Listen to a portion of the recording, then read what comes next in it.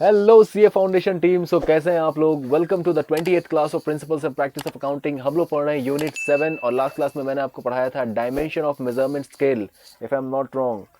या dimension of measurement scale. और इस क्लास में हम लोग पढ़ने वाले हैं accounting as a measurement discipline. तो चलो चलो जल्दी से पढ़ना शुरू करते हैं हम लोग इस पर्टिकुलर टॉपिक को। और ज़्यादा टॉपिक नहीं रह गए इस पर्टिकुलर चैप्टर में, तो जल्दी ही खत्म हो जाएगा ये चैप्टर और होपफुली नया चैप्टर हम लोग शुरू कर देंगे। तो accounting as a measurement discipline क्या होता है? अकाउंटिंग, क्या अकाउंटिंग एक मेजरमेंट डिसिप्लिन है? अकाउंटिंग क्या होता है वो तो हम लोग पढ़ ही चुके हैं। क्या अकाउंटिंग एक मेजरमेंट डिसिप्लिन है? हाँ, अकाउंटिंग एक मेजरमेंट डिसिप्लिन है। किसी भी ट्रांजेक्शन्स को हम लोग अकाउंटिंग करके ही मेजर करते हैं। मेजरमेंट कैसे करते हैं? मॉनिटरी टर्म में करते हैं। कोई भी ट्रांजेक्शन हो, सेल हो, परचेज हो, उसको हम लोग मॉनिटरी टर्म में मेजर करते हैं और अकाउंट्स में रिकॉर्ड करते हैं। तो अकाउंटिंग एक मेजरमेंट डिसिप्लिन तो है, पर क्या सिर्फ मेजरमेंट डिसिप्लिन है या इससे बढ़ के है? इससे बढ़ के है। क्यों? क्योंकि हम लोग जब अकाउंट्स में रिकॉर्ड करते हैं कोई चीज़ मॉनिटरी टर्म में, तो उसको रिकॉर्ड करके छोड़ नहीं देते हैं। रिकॉर्डिंग तो सिर्फ एक फर्स्ट स्टेप है, that is book keeping, journal में रिकॉर्ड करना। उसके बाद हम लोग करते हैं क्लासिफिकेशन, समराइजेशन। ये सारे स्टेप्स है अकाउंटिंग में। 6 स्टेप्स मैंने आपको बताए थे: recording, classifying, summarising, analysing, interpreting and communicating.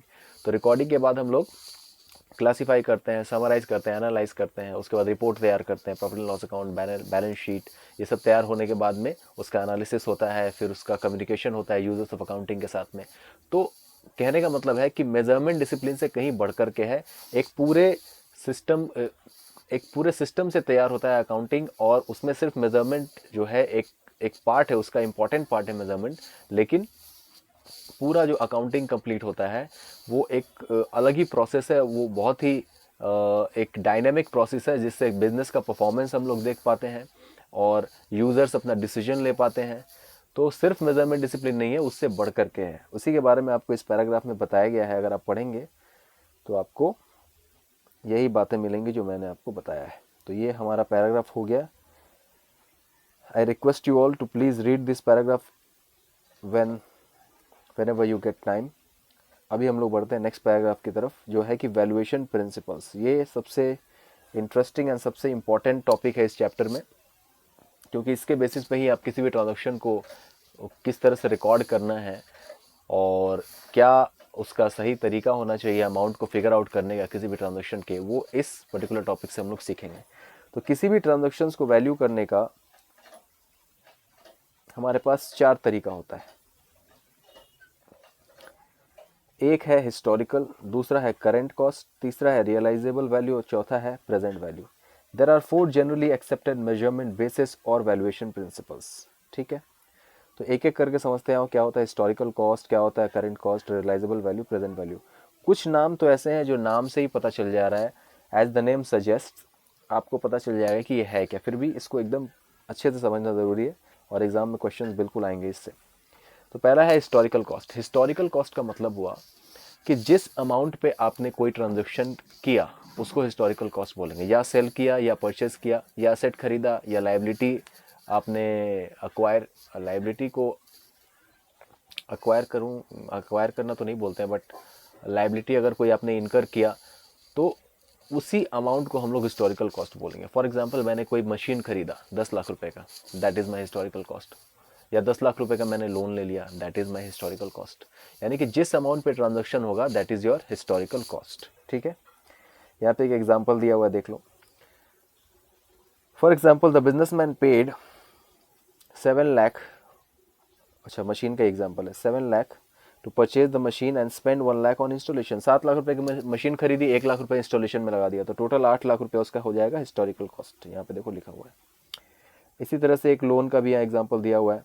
Businessman ने लोन लिया 5 लाख रुपए का 10% इंटरेस्ट पे, तो उसको 5 लाख पे ही रिकॉर्ड करेंगे हम लोग अगर हिस्टोरिकल कॉस्ट पे है तो। So proceeds received ₹5 lakh, it is historical cost of the transaction. तो जिस अमाउंट पे ट्रांजेक्शन होगा that is our historical cost. Okay, moving to the next point, that is current cost. Current cost का मतलब है कि आज के डेट में, एट प्रेजेंट, जब आप मार्केट में कोई ट्रांजेक्शन करने जा रहे हो तो उसकी जो वैल्यू है उस ट्रांजेक्शन की, या आप कोई एसेट खरीदने जा रहे हो या कोई लाइबिलिटी इनकर करने जा रहे हो, तो उसकी जो आज प्रेजेंट वैल्यू है, मतलब करेंट वैल्यू है मार्केट में, उसको बोलेंगे करेंट कॉस्ट। फॉर एग्जाम्पल, यहाँ पे एक एग्जाम्पल दिया हुआ है, समझ लेते हैं उससे, इससे समझ में आ जाएगा। मिस्टर एक्स ने परचेज किया एक मशीन 1 जनवरी 2011 को 7 लाख रुपए में। As per historical cost base ही has recorded it at 7 lakh, 7 lakh में खरीदा तो हिस्टोरिकल कॉस्ट के हिसाब से तो 7 लाख ही होगा, ठीक है। एज ऑन 1 जनवरी 2020 यानी कि 2011 से पहुंच गया 2020 में, यानी 9 साल बाद, mister X found that it would cost 25 lakh to purchase that machine. Mister X को पता चला कि 2020 में उस मशीन का दाम कितना हो गया है, 25 लाख रुपया हो गया मशीन का दाम। Take also that mister X took loan from the bank as on 1 January 2011 at 5 lakh at 18% per annum, repayable at the end of 15th year together with interest. अच्छा, बोल रहा है कि 2020 में 1 जनवरी 2020 में मिस्टर एक्स को पता चला कि मशीन का दाम हो गया 25 लाख रुपया, और ये भी बोल रहा है कि 1 जनवरी 2011 को मिस्टर एक्स ने 5 लाख रुपए का लोन लिया था 18% पर एनम इंटरेस्ट पे, जो उसको विथ इंटरेस्ट 15 ईयर के बाद चुकाना था। विथ इंटरेस्ट 15 ईयर के बाद, यानी कि 2011 से 15 ईयर के बाद उसको लोन का अमाउंट 5 लाख और इंटरेस्ट एक साथ चुकाना है, बीच में कहीं भी कोई इंटरेस्ट पे नहीं करना था। At the end of 15 year उसको loan amount and interest amount दोनों चुकाना था, जैसा कि लिखा हुआ है।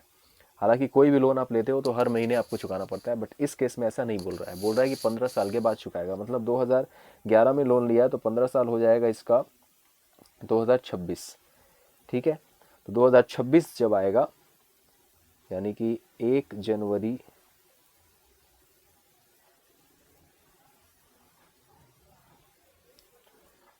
1 जनवरी 2026 जब आएगा, तब उसको 5 लाख प्लस 18% इंटरेस्ट हर साल का, हर साल 18% इंटरेस्ट। 18% इंटरेस्ट कितना होगा 5 लाख का, 5 लाख इंटू 18% करोगे तो आएगा 90,000। तो ये आपको 90,000 हर साल चुकाएगा, यानी कि 90,000 इंटू 15 ईयर्स, तो 15 years into 90,000 equal to I think 13,50,000 rupees के अराउंड आएगा, ठीक है। तो 13,50,000 प्लस 5 लाख यानी 18,50,000 उसको चुकाना पड़ेगा 1 जनवरी 2026 में। 18,50,000 ये अमाउंट उसको चुकाना पड़ेगा, ठीक है।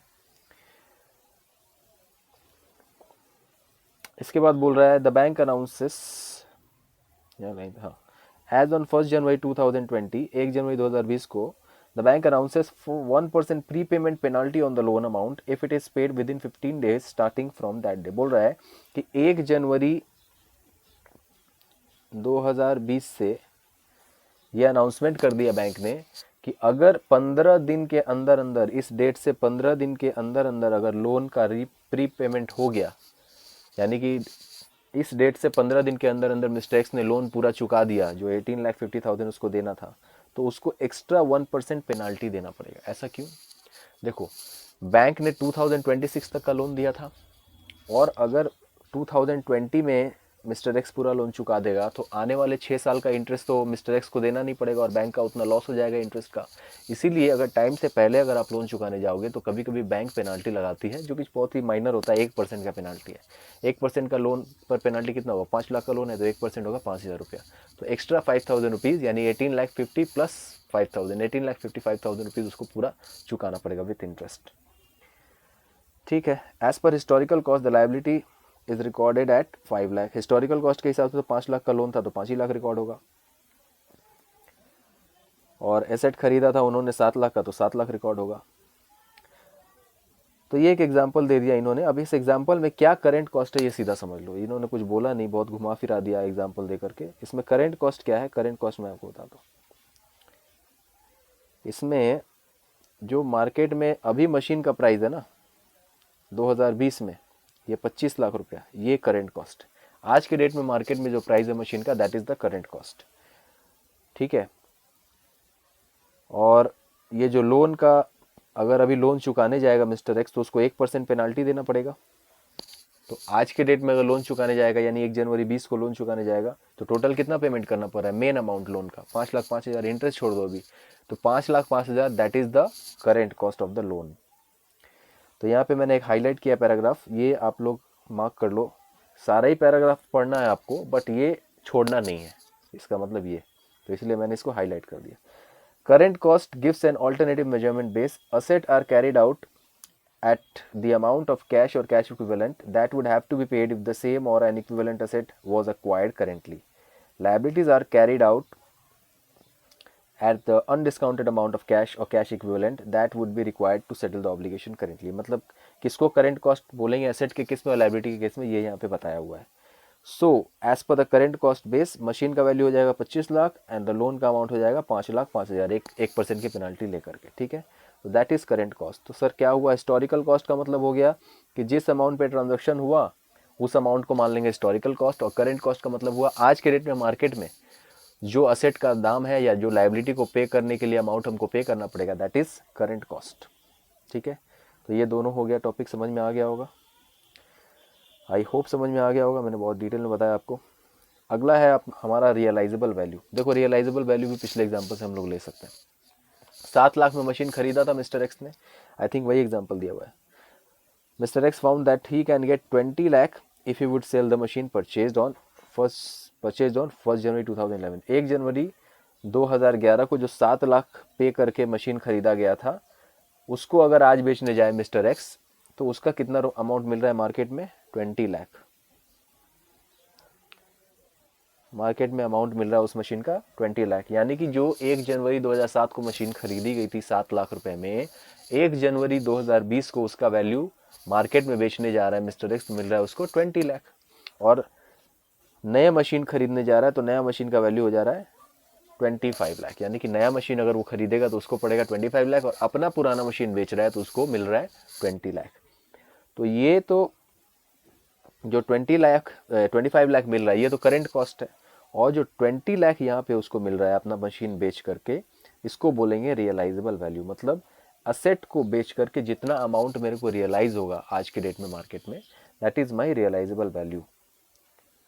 और जितने में खरीदना पड़ेगा वो क्या हो जाएगा, वो करंट कॉस्ट, वो मैंने लास्ट टॉपिक में बता ही दिया आपको। जितने में मेरे को मार्केट में खरीदना पड़ेगा वो मेरा करंट कॉस्ट, और जितने में मैं बेच पाऊंगा वो मेरा रियलाइजेबल वैल्यू। तो ये हो गया आपका 20 लाख रियलाइजेबल वैल्यू। और बाद बाकी सेम एग्जांपल घुमा फिरा के लिखा हुआ है, आप पढ़ लेना इसको। लास्ट में ये लाइन इंपॉर्टेंट है, और यहाँ पे ये वाला लाइन भी मार्क कर लो ऊपर वाले टॉपिक पे करंट कॉस्ट में।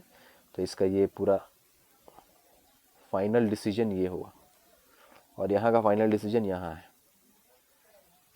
So the machine should be recorded at 20 lakh. अगर रियलाइजेबल वैल्यू में रिकॉर्डिंग हो रही है तो मशीन का वैल्यू कितना हो जाएगा, 20 लाख, क्योंकि मार्केट में बेचने जाओगे तो 20 लाख मिलेगा। सो और लोन का अमाउंट 5 लाख का 5 लाख ही रहेगा, इसमें कोई चेंजेस नहीं होगा, क्योंकि 5 लाख का 5 लाख ही पे करना पड़ेगा ना। अगला और लास्ट टॉपिक है प्रेजेंट वैल्यू, और इसमें मेन समझना है, बाकी तो समझ में आ गया कि हिस्टोरिकल कॉस्ट जिस अमाउंट पे ट्रांजेक्शन होगा वो हिस्टोरिकल कॉस्ट।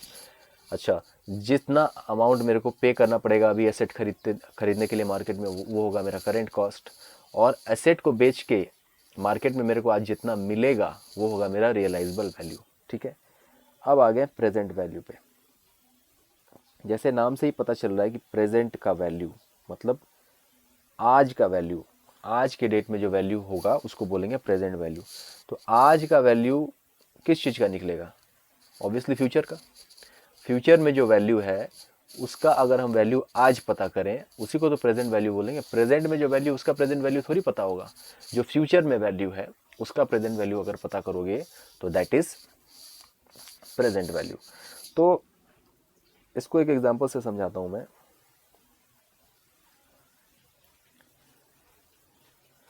एक एग्जांपल लेते हैं, मान लो आप अभी सीए कर रहे हो, मान के लो आप तो कर ही रहे हो सीए। तो सीए कंप्लीट होने के बाद आपको पता चला कि सीए मेरा जब 5 साल में कंप्लीट हो जाएगा तो मेरी सैलरी होगी पर मंथ की 3 लाख रुपए, ठीक है, 3 लाख रुपीज़, आपको ये पता चला। और अगर अभी मैं सैलरी मार्केट में कोई जॉब करने जाऊंगा तो अभी मेरे को सैलरी मिलेगी 15,000 रुपीज़। तो कौन सा बेटर है, 5 लाख के 5 साल के बाद जो मेरे को 3 लाख रुपीज़ मिलेगा सैलरी, वो बेटर है, कि आज मैं जो जॉब कर रहा हूँ और उसमें मेरे को 15,000 मिलेगा, ये बेटर है। आज 15,000 पे जॉब लेना बेटर है कि 5 साल बाद 3 लाख रुपए लेना बेटर है सैलरी में, बोलो कौन सा बेटर है। ऑब्वियसली आप लोग बोलोगे 5 साल के बाद सर 3 लाख का जो सैलरी मिलेगा वही बेटर है। 15,000 आज लेके क्यों बर्बाद करें अपना जीवन, 5 साल और इन्वेस्ट कर लें, सीए बन जाए तो 3 लाख रुपया मिलेगा सैलरी, वो तो अच्छा है कि नहीं। तो ऐसे तो देखने से यही पता चल रहा है कि भाई 5 साल के बाद जो वैल्यू मिल रही है 3 लाख रुपया, वो बेटर है। बट एग्जैक्टली आप नहीं बता सकते कि कौन बेटर है। आप अमाउंट देख के तो बता दे रहे हो कि हाँ 3 लाख मिलेगा 5 साल के बाद, ये बेटर है। बट आप क्या 100% श्योरिटी से पूछ सकते हो कौन सा बेटर है?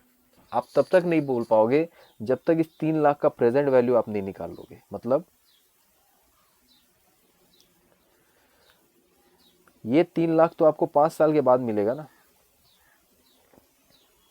ये 3 लाख तो आपको 5 साल के बाद मिलेगा, और ये 15,000 आपको 1 महीना काम करोगे तो 1 महीने के बाद मिल जाएगा। मतलब इसको मैं प्रेजेंट वैल्यू ही मान के चलता हूँ, ठीक है। तो जब तक आप इस 3 लाख का प्रेजेंट वैल्यू नहीं निकालोगे और 15,000 से कंपैरिजन नहीं करोगे, तब तक आपको एक्चुअल में नहीं पता चलेगा कि कितना बेटर डिसीजन है ये, आज जॉब लेना या 5 साल बाद जॉब लेना। तो इस 3 लाख का जो 5 साल बाद मिलेगा, हम आज के डेट में वैल्यू पता करेंगे कि आज का वैल्यू इसका क्या होगा, तो उसको बोलेंगे प्रेजेंट वैल्यू। तब 15,000 से जब आप कंपेयर करोगे तब आप डिसीजन ले पाओगे कि हाँ कौन सा बेटर है। तो मान लो ये आप कैसे निकालोगे प्रेजेंट वैल्यू? फ्यूचर में तो 3 लाख मिलने वाला है, आज के डेट में यानी कि जो 5 साल बाद मिलने वाला है उसका आज का वैल्यू कैसे निकलेगा सर, ये बताइए। वो तो 5 साल बाद मिलने वाला है। तो 5 साल का वैल्यू आज के डेट में कैसे पता करें? तो उसका एक तरीका है, उसको बोलते हैं डिस्काउंटिंग। डिस्काउंट तो आपको पता है, डिस्काउंटिंग। डिस्काउंट का मतलब क्या? अमाउंट को छोटा करना। तो फ्यूचर का जो वैल्यू है अगर आज निकालेंगे तो वो तो छोटा ही आएगा। हमेशा याद रखना कि फ्यूचर वैल्यू ज़्यादा होता है, प्रेजेंट वैल्यू कम होता है। ऐसा क्यों होता है मैं अभी एग्जांपल दूंगा तो आपको पता चलेगा। तो एक तरीका है डिस्काउंटिंग, जिससे फ्यूचर वैल्यू का प्रेजेंट वैल्यू निकाला जाता है। फ्यूचर वैल्यू से डिस्काउंटिंग कर करके प्रेजेंट वैल्यू निकाला जाता है। डिस्काउंटिंग का मतलब कि अमाउंट को छोटा करना। तो ये जो डिस्काउंटिंग होती है ये की जाती है एक इंटरेस्ट रेट की हेल्प से।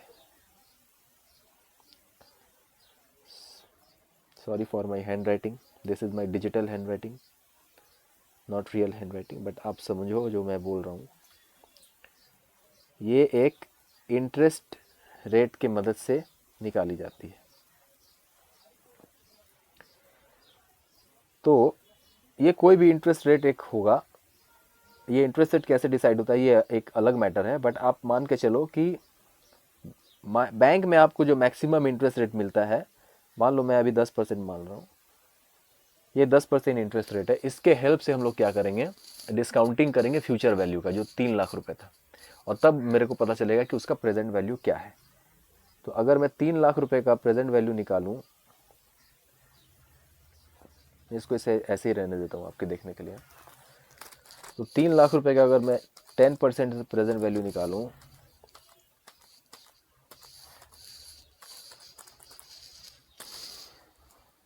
तो ये आ रहा है आपका 1,86,276,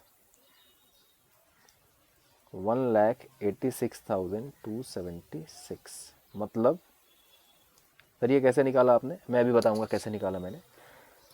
आप बस अभी ये जानो पहले कि ये आपका है प्रेजेंट वैल्यू और ये है आपका फ्यूचर वैल्यू।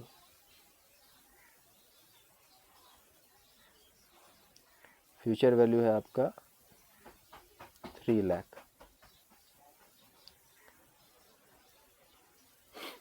और मैं बोल रहा हूँ कि ये दोनों बराबर है।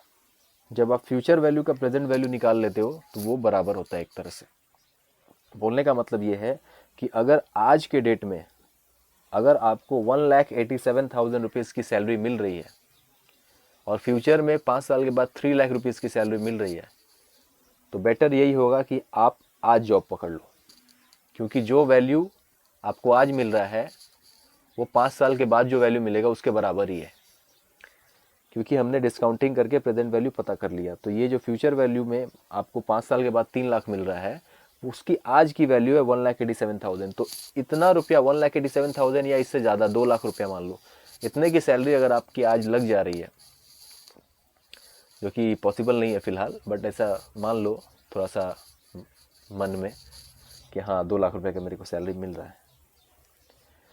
तो अगर 2 लाख का तुमको सैलरी मिल रहा है तो बेटर है कि आज ही जॉब पकड़ लो। तो ये बेटर डिसीजन होगा, क्योंकि उसकी आज की वैल्यू लगभग 2 लाख के बराबर है। तो प्रेजेंट वैल्यू इसीलिए हम लोग निकालते हैं ताकि डिसीजन ले पाए कि फ्यूचर में जो मेरे को मिलने वाला है उसके तरफ जाए या आज जो मेरे को मिल रहा है उसके तरफ जाए। अगर आज जो मिल रहा है उससे ज़्यादा है फ्यूचर में जो मिल रहा है तब तो ठीक है, उसके तरफ जाएंगे। लेकिन अगर आज जो मिल रहा है उससे कम है जो फ्यूचर में मिल रहा है तो उसके तरफ नहीं जाएंगे। मतलब आज आपको कितने की सैलरी मिल रही है, इसको मिटा के मैं एक बार फिर से कर दूँ।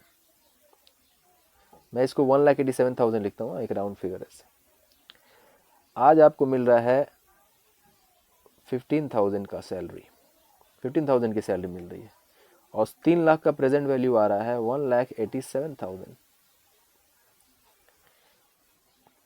तो आज के डेट में आपको 15,000 मिल रहा है, जबकि आपको अगर उसकी बराबरी करनी है 3 लाख रुपए वाले जॉब की तो आज आपको 1,87,000 का सैलरी मिलना चाहिए, जो कि नहीं मिल रहा है।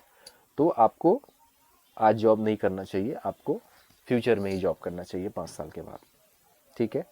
क्योंकि आज का प्रेजेंट वैल्यू जो है, जो आपने प्रेजेंट वैल्यू निकाला उससे आपका जो पैसा मिल रहा है वो बहुत ही कम है, कोई बराबरी ही नहीं है, लगभग 9 गुना कम है, 12 गुना कम, 12 गुना से भी ज़्यादा कम है, ठीक है। तो आपको समझ में आया। एक और एग्जांपल लेते हैं। इसको ऐसे भी समझ सकते हैं कि अगर मेरे को 5 साल के बाद 10 लाख रुपया चाहिए तो आज मैं कितना बैंक में जमा करूं। अगर 10% का इंटरेस्ट रेट मेरे को मिलेगा बैंक से तो आज मैं कितना बैंक में जमा करूं कि मेरे को 5 साल के बाद 10 लाख रुपया मिल जाए, ठीक है। क्वेश्चन समझ में आया। आज बैंक में कितना जमा करूं प्रेजेंट में कि अगर 10% का इंटरेस्ट मेरे को बैंक दे रही है तो मेरे को 5 साल के बाद 10 लाख रुपया मिल जाए। तो ये 10 लाख क्या है, प्रेजेंट वैल्यू की फ्यूचर वैल्यू। 5 साल के बाद मिलेगा ना, तो फ्यूचर वैल्यू। तो आज मेरे को प्रेजेंट वैल्यू जानना है कि बैंक में मेरे को कितना जमा करना है। तो 10% का इंटरेस्ट लेते हैं और 10 लाख रुपया 5 साल के बाद मिलेगा। तो आज आपका प्रेजेंट वैल्यू आया 6,21,000 लगभग। तो अगर आप 6,21,000 आज बैंक में जमा कर दो तो आपको 5 साल के बाद जो अमाउंट मिलेगा 10% इंटरेस्ट जोड़ करके वो होगा 10 लाख रुपया।